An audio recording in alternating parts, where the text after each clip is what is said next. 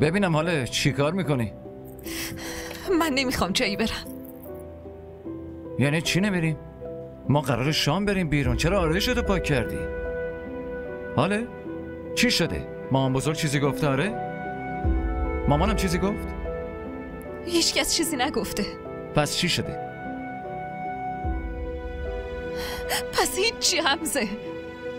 نمیرم یعنی نمیرم. موضوع تموم شده. موضوع تموم نشده حاله. چرا باید تموم بشه؟ از اینجا نرمال میری بیرون، وقتی برمیگردی اینجوری رفتار میکنی، دلیلش هم نمیگی. حالا وقتی مشکل نگی پس راه حل چطوری پیدا میشه؟ بگو. من میخوام بدونم. اونم همین الان. مشکل چیه ها؟ چرا نمیخوای بریم؟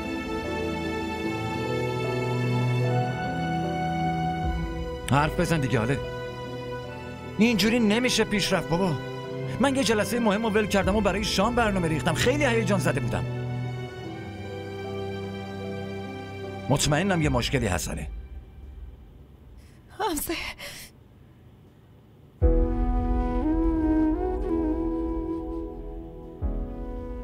حالا من احمق نیستم، فهمیدی؟ یه مشکلی هست که سر زبونت میاد اما نمیتونی بگی، یا هم نمیخوای بگی که این بحث شده است. دیگه واقعا کم آوردم دختر.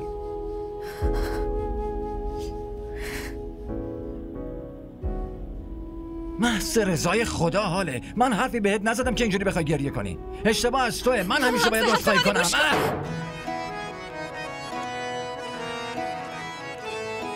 ये इश्क तुम न करना ये रोग ही लगाए दफन खुद करे. حالا من احمق نیستم، فهمیدی؟ یه مشکلی هست که سر زبونت میاد اما نمیتونی بگی، یا هم نمیخوای بگی که این بحثش چیه.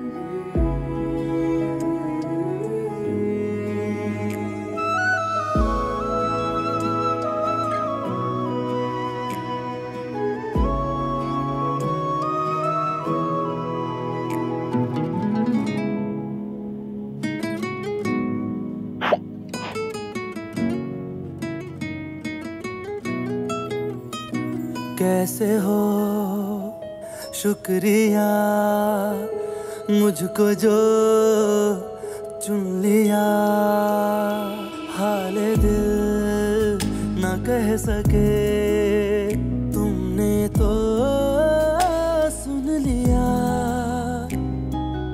अहदे मोहब्बत को पूरा किया दर्द दिल का लेके दिल दे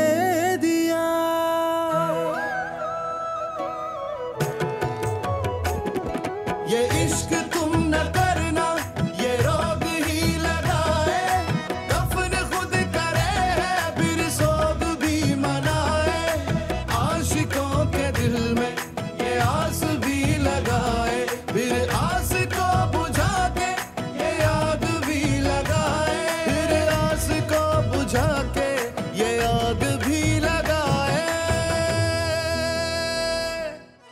همراه ما باشید و فراموش نکنید که سابسکرایب کنید تا بهترین سریال ها را با دوبله فارسی از تلویزیون دیدی تیوی تماشا کنید.